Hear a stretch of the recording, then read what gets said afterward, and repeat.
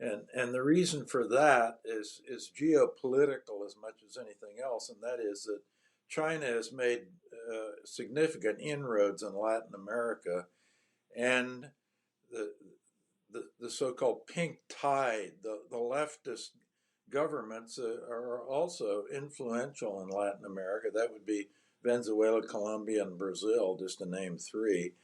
And as a result of that, Trump has kind of pivoted a little bit towards Latin America, pivoted away from China and towards Latin America.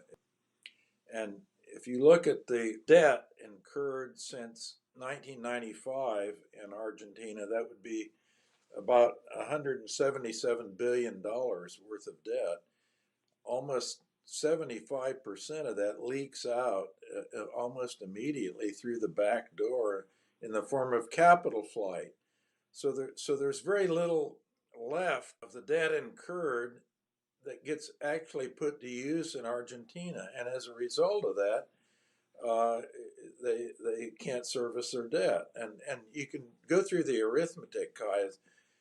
Assume you borrowed $100, and the interest rate on the $100 was 8%, which is roughly the interest rate on debt that the average interest rate on the debt that's been incurred by Argentina.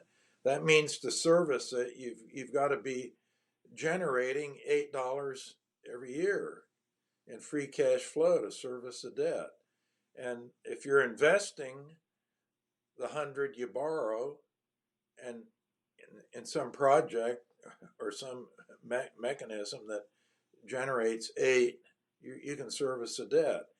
But if 75% of that 100 is leaving in terms of capital flight, and you're only left with $25 to invest out of the 100, you've got to make a 32% rate of return to generate 8 to service the debt.